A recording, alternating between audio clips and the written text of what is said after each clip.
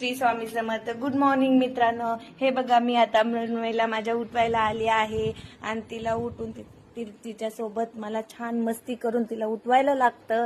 Good morning Mrinmayi.